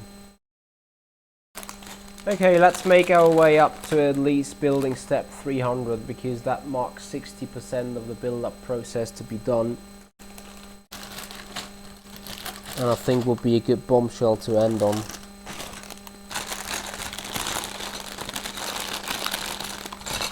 of course only if we do find the required parts. Well, this is looking good right now. One of these, of those here, those there, another short connecting tube, this one. Yes, I'm sort of talking to myself right now, I do know that. I tend doing so sometimes when being concentrated. Putting everything together in the right spot.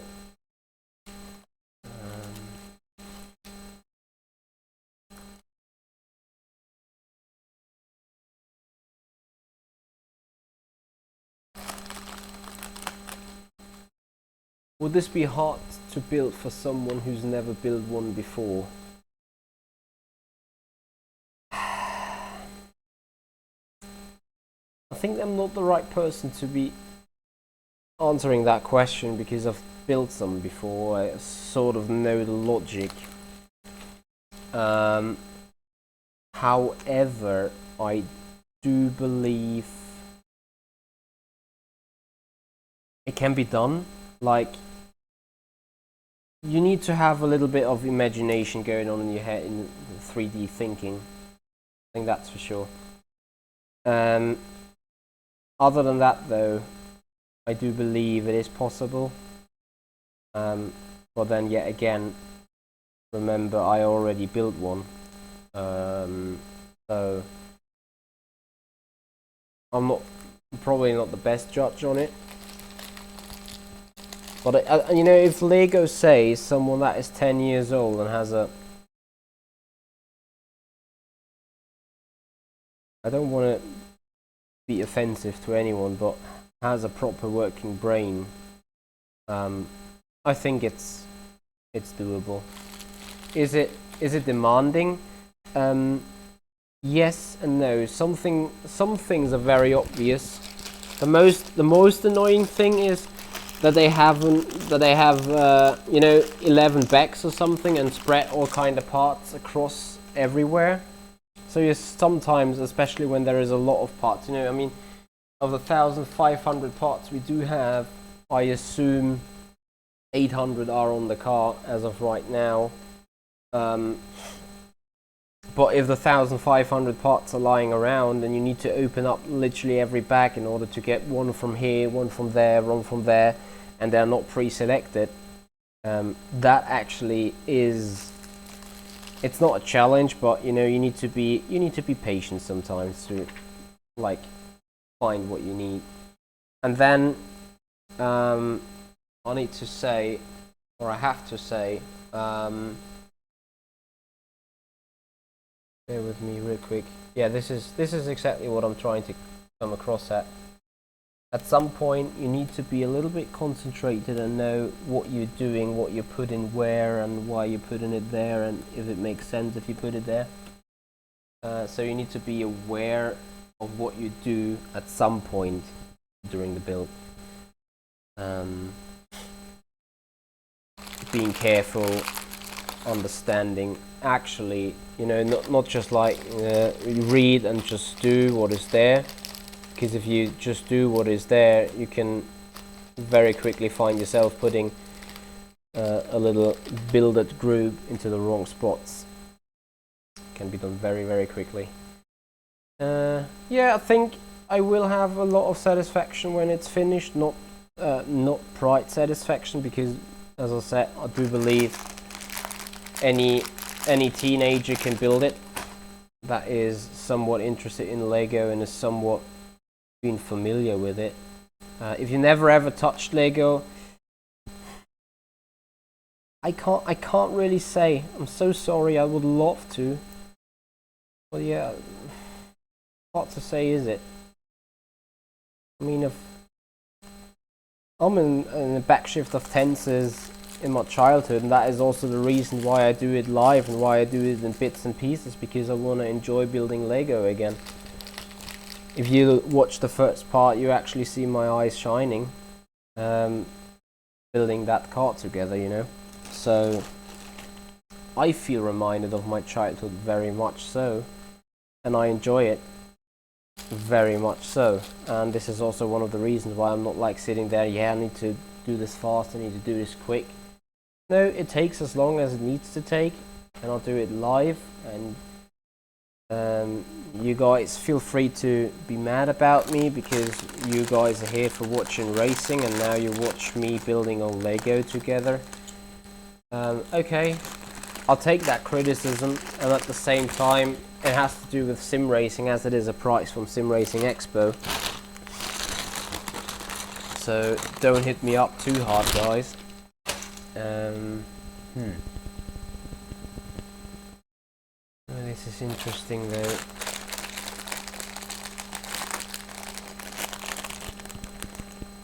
Ah, there it is. I really fell out of the bag already. So I hope you are not too pissed off with me doing such boring stuff. Yeah, I agree, Matty. I do love Lego. Sometimes I wish still to have some time doing Lego, and not because, you know, I'm childish, and not because I'm somewhat stuck in my childhood. It is just because I think Lego is so out of time. So whatever age you are, you will find satisfaction once you ever be interested in it, which is good. Yeah, Matty, I won it. It actually has been a prize of a Porsche competition. So the prize has been this set of Lego from Porsche 911 RSR. And actually you drove that Porsche 911 RSR around the Nürburgring, won a Hotlap competition against Tier Lightning, so that was the prize. I had to wait quite a bit on it, sadly, a few weeks, but at the end of the day, you know, I'm happy because it arrived. I got it now. I'm assembling it, and I really enjoy it, because, you know, it is something you don't do every other day. And believe it or not, sometimes I'm bragging about a little bit, yeah, I need to find those parts, and I can't find them parts, and whatever. But at the end of the day, you know, I do feel that satisfaction of building something from scratch, building Lego again, and have a new model out there later on that year. So I look forward to having that. Can't believe me.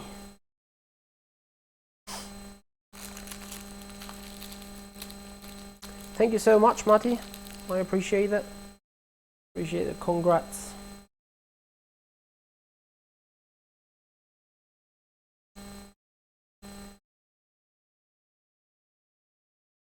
Okay, so how was that? You need to put it up.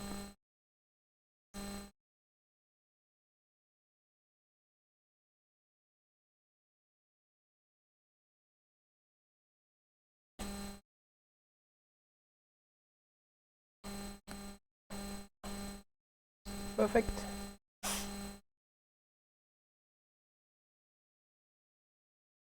$294.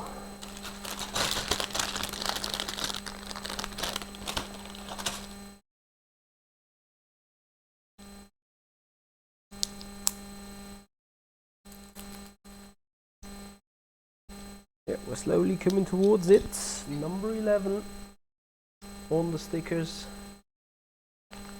This one.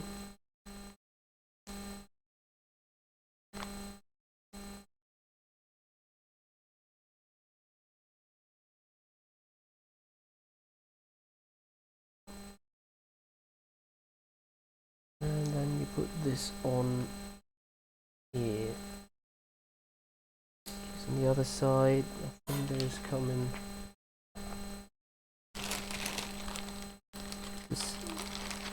I'm happy they have pre-painted this one. Right, there's a little mistake on it. Need to repaint it a bit. Put that up there. Position, yep. So we're building next up the rear bumper, and that will mark as soon as the rear bumper is done.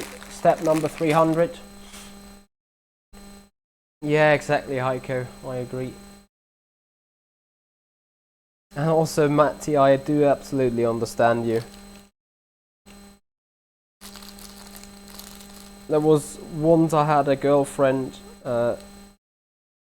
who had a brother, and the brother was aged 6, and she was, I think, 20 at that time.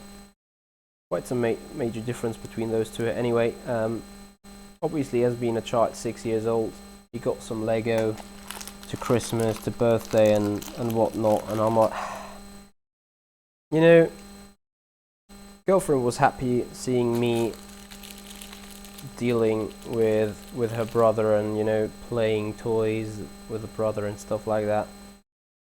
And at the same time, you know, I was sitting there and like, oh, Lego, I feel that backshift of tenses, you know, being a 6-year-old myself to a certain extent.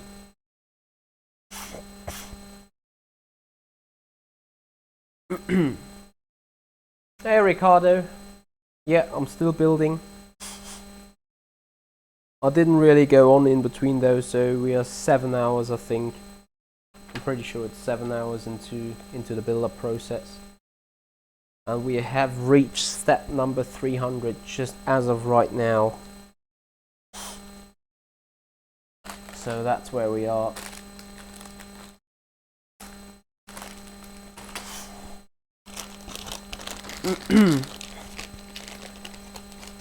How are you, Ricardo, by the way? Long time no see. Been a busy guy in Vienna.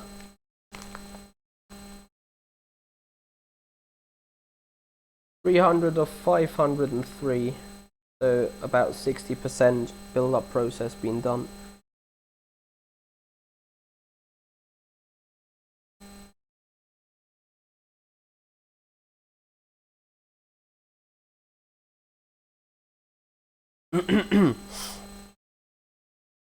No offense, but I still think I drive faster than you, do I?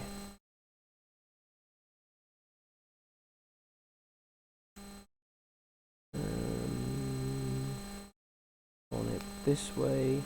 Well, speaking of driving, are you guys taking part in the 24 hours again? That is being rerun next week, or the upcoming weekend already.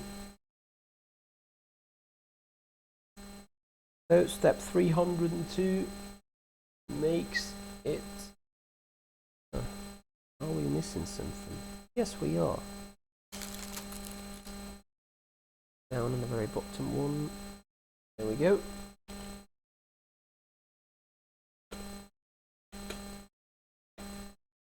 Step 302 marks the finish of today. Not yet, I'll just make it 303. It's just a better number, you know. So, and it gives more stability on the car, or on the frame, which is appreciated for further build up.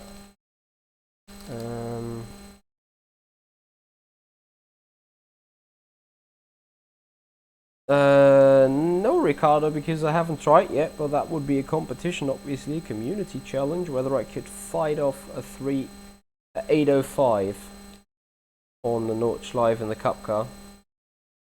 Would be a proper competition, I guess.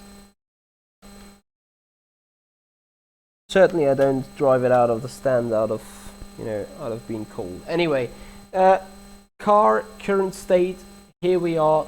Left hand side, I think that actually quite looks like being a car. Yeah, isn't it, Ricardo? 303. That is a good number to. GT3R, not the Cup. I would need to check. Most likely not. So by saying Nordschleife, you mean? I hear you. So we go. Are you guys going with a Porsche 911 GT3 car then? The GT3R. So that is the car from the top. You see the rear end with the diffuser and the rear end bumpers. So there we go. It's a 24 hours track. I actually don't know what lap time I would be able to do. I haven't done much running in it, but I am a little bit familiar with a GT3R car, as it is a GT3 nonetheless. Holy shit. What was that? Where's my mouse? I'm sorry, excuse me, I'm sorry.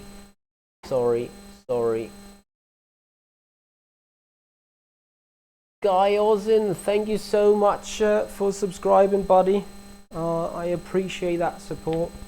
I appreciate you subscribing. So, yeah, anyway, we come down to the end of the stream for today, guys. Thank you so much for watching. Once again, Sky Essen, big thank you for subscribing here to the channel.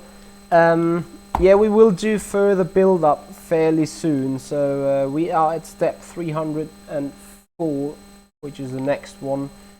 We're slowly coming up towards the bumper, and then finally, hopefully at some point, we're gonna reach step 502 when we put the tires on. Until that though, that will be another few parts of assembly. And since we're building the bonnet soon, we're building the roof soon, we're building the front end and the rear wing, you guys gonna see me smile a lot more in the future when we're finally putting that Porsche together, guys. Thank you so much for watching, and thank you so much for being here. So I shall check what's up for something I shall not say quite publicly, and I'd wish to disagree with you, but I can't, because I do love that materia style. And let's guys have a look. Sim4Race Germany, sim4race.com, your stop for on-site racing activity and big actor races with some proper motion rig on it. That is their Porsche for the event, for the P1 gaming event coming up. Having a few from the front as well. So there we go. That looks really, really nice, doesn't it? Has some kind of German colors in there. Let's see, he got me with another picture. Bear with me. Yeah, that is a better sideways shot. Thank you so much, Ricardo. Just wanted to see a better shot from the side, and that looks astonishing. Got some German colors in, so I appreciate that. Looks really, really nice. Anyway, guys, that's gonna do it. That's gonna take us to the end of today's stream, guys. Thank you so much for watching. Thank you so much for being here. I hope you enjoyed it. This is the Sim Pit. I'm Mitchy Hoyer, and I'll see you guys for the next Lego build up.